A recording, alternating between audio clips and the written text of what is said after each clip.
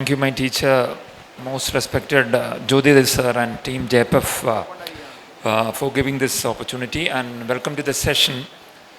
Great to have you here as we discuss on the next session, weight, sleep, move, unpacking the lesson on livers and diabetes. The first will be on the Soleus push-ups in diabetes a critical appraisal. See, recently, Soleus muscle, which was considered as previously only as a peripheral heart and an anti-gravity muscle, has re-emerged as a main proprioceptive organ of the lower limb, and also SPU, the Soleus push-ups, as an exercise, especially for sedentary persons. Is this a hype or just a exercise snack?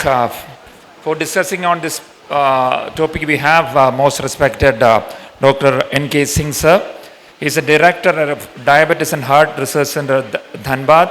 He is the past chairman of RSS Jharkhand 2019-23. He is associate editor of postgraduate medicine 2021, and he credit over 40 national and international publications.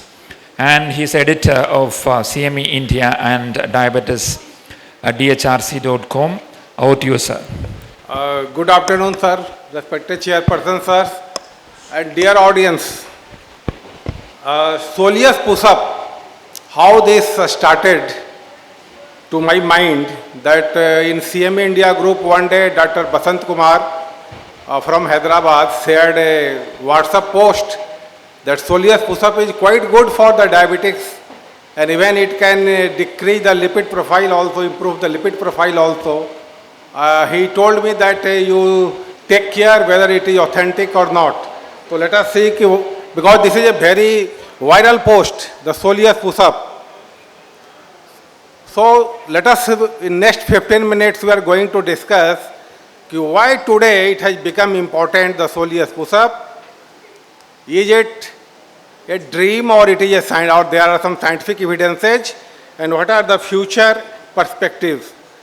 Let us go back to the anatomy. The triceps theory of muscles located in the calf. You can see the two medial head and lateral head of gastrocnemius, and you just see the soleus muscle. We are going to talk about that. So what is the function of the gastrocnemius muscle? It is to elevate the heel, known as plantar flexion. And the function of soleus is exactly the same as the gastrocnemius, to raise the heel. So what is the difference? Difference is that soleus works in a different position, and that is when the knee is bent. So this is the point number one to learn, that soleus muscle does plantar flexion, but only when the knee is bent. So in Soleus push-up, this point is very important. This whole viral post started from a article, I think well-researched article in iScience by Dr. Hamilton. What is the Soleus push-up? Why has the world gone crazy for the exercise? A potent physiological method to magnify the sustained soleus oxidative metabolism, improves glucose and lipid regulation. It was something around 2022. Now you are well aware that there are two types of fibers. It is very important to understand if you want to understand the Soleus push-up. So muscle fiber types are generally defined by the particular myosin heavy chain isoforms. And muscle fiber type, whether it is fast or slow, can have a profound impact. So what you see here, the human soleus leg muscle is predominantly type 1 fiber. The learning point number 2 is that the soleus leg muscle is type 1 fiber. If you compare with the tricep arm muscle, it is predominantly type 2 muscle. So what is the difference? When there is a slow twitch muscle or type 1 fiber, the speed of fatigue is slow, remember. So even if you do a soleus push-up for 2 hours, you will not get fatigue. So this is the difference. Then the speed of contraction is slow. The metabolic type is important. It is oxidative, but a fast twitch muscle like triceps have a glycolytic pathway. So this is a huge difference, remember.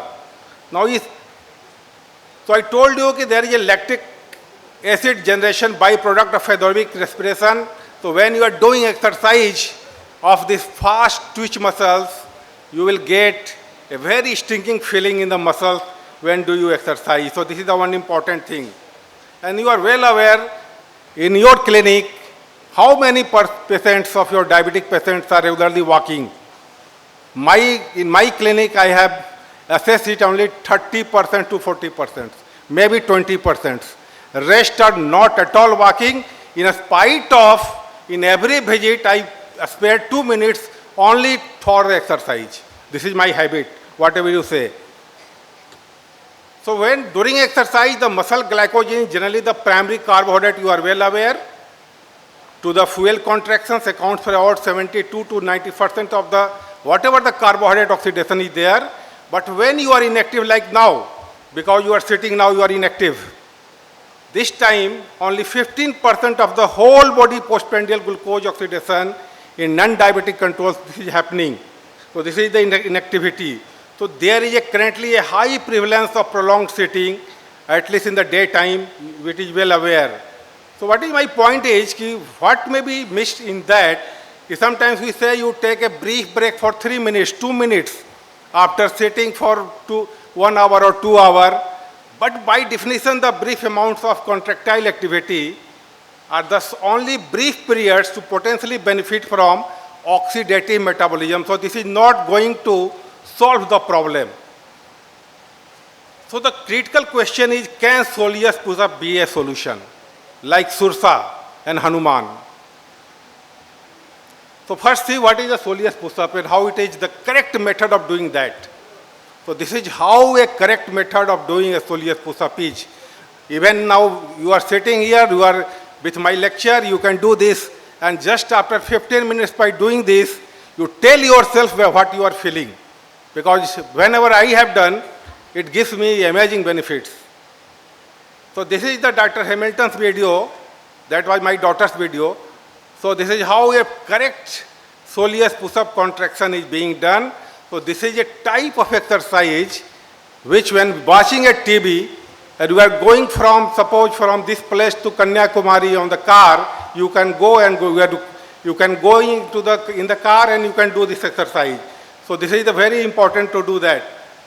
I think this is really amazing that research paper by Hamilton found that the group that performed the Soleus push-up while seated in the laboratory continuously for 270 cumulative minutes with brief breaks spread throughout the day experienced a dramatic improvement in blood sugar regulation and in metabolism, despite the fact that the Soleus muscle is just 1% of the total musculature. Your body has so many things, but this is only 1%. So Soleus has a greater predominance of slow oxidative fibers, I told you, and it has a phenotype that favoring uptake of plasma triglycerides and blood glucose. So compared with other leg muscles, this has been found in some studies. So till now what I told you, that the slow oxidative muscle has multiple intrinsic molecular and phenotypic features. It favors a specialization in the prolonged contractile activity. This is in part because of the capacity for using more blood-borne fuels and hypothetically less glycogen in some physiological conditions. So it has some unique vascular features also, enhancing the delivery of blood-borne fuels and oxygen. So relatively high level of hexokinase 2 and gut glucose transporter 4, and relatively low concentration of glycolytic enzymes and glycogen phosphorylates. So in very simple words, if I tell you, when you are doing a Soleus push-up, it is not utilizing your glycol, because it had low concentration of glycolytic enzymes, it is not using the glycogen, it is using the extra glucose. So this is very important. This was how the Hamilton discovery went. And I will not go in details how the 25 human volunteers, 2 sequential experiments, each having a crossover design, a big research is here, and doing an EMG, a total of 60 muscle biopsies, and during the active trial, subjects never sat inactive. So what was the final conclusion from this study? This contraction induced minimal Soleus glycogen depletion, remember. So this is a very, very unique point. That is the reason the volunteers all responded well to the prolonged contractile activity and did not experience the fatigue. Other adverse event response like cramps, joint pains, muscle soreness, nothing happens. So this is a very, very important point again. And there is a clear-cut, this research shows that this induced minimal Soleus glycogen. You can go and read that paper. So, and that induced minimal Soleus glycogen depletion. You can see here. And this contraction reduced VLDL-TG while raising fat and carbohydrate oxidation. So Soleus push-up contraction caused a significant VLDL-TG decrease at the same time. So a fundamental principle in exercise physiology is that a small muscle mass working in isolation can achieve a higher local oxygen consumption, and Soleus push-up contraction are a method to maintain a relatively high local rate of oxygen consumption during prolonged contractile activity. So the minimal contribution from Soleus glycogen to the total energy for contraction, and the glycogen contribution was negligible even at the 130 minutes and 270 minutes. That was done by a OGTT. So they have done a very well research, I told you. So the most important finding of the human Soleus untrained adult said that it is capable of sustaining a high local rate of oxygen consumption, and this goes in parallel with a low amount of glycogen depletion. So even if it's sitting and with then they compared even with the soleus muscle and the medial gastrocnemius muscle and lateral gastrocnemius at the same time, and this clear-cut shows that the role of this SOL is the soleus muscle, that relative contribution of these three muscles. So definitely here, this is how Soleus push-up is scoring more and more and more. So this shows the comparison of the muscle mass specific to VO2, which I told you. So they improve postprandial glucose tolerance. This was shown in this study. And this metabolic rate after engaging at 25 gram glucose load when sedentary or at levels of SPU contraction. So method of contractile activity especially geared for sustaining oxidative metabolism, only an extra 100 to 200 milligram per minute of local carbohydrate oxidation by a small muscle was potent enough to improve the glucose regulation, and this is very, very important again. So taken together, this study showed that this contraction were magnifying the normally low rate of carbohydrate oxidation by a small mass of muscle to the point that it becomes the most dominant tissue of carbohydrate oxidation in the entire body for the 3 hours after engaging the glucose. So this shows here. I will not go into details because it's 3 minutes left. So what these results say? They say that the human soleus muscle is capable of raising and sustaining for hours and hours the local rate of oxidative metabolism. And this is even at the lowest, even if there are two types of activity we were done, where there was a lowest SPU intensity and there was a highest one, but in both were beneficial. Even if you compare with some drugs, this contraction were capable of raising energy demand of 10-fold greater, no evidence of progressive fatigue, and no other physiological limitation in the unfit individuals. So this is a very good diagram you can see in that article itself. But looking deep into the study, remember that this was not a clinical trial. This was an experimental physiological study conducted in a highly controlled laboratory conditions. So a study also did not test effectiveness of a free living lifestyle intervention, and the development of this contraction method provides a unique physiological method that has never been tested before to raise the sustained muscle metabolism. So this laboratory condition which they showed is not applicable to our diabetic patients. That is the question. So test, now we as a diabetologist can do that, and I will show you that after 2 years or 3 years I am planning a study for that, because now the few papers are coming up in the literature. Some are recruiting, but only one paper recently came where they showed that even after 2 hours of the soleus push-up condition, doing this contraction, the fatigue was didn't appear. So this is how the thing, but we have already started this study, the super deep study, 20 all over pan-Indian centers. I am a principal investigator to determine the impact of 60-minute Soleus push-up intervention after 12 weeks on glycemic control, insulin resistance, lipid profile, and quality of life in cases of type 2 diabetes. It will take 2 years to complete this study. I think if it is get published, we will have some evidence of what it does in the real scenario, in the real world.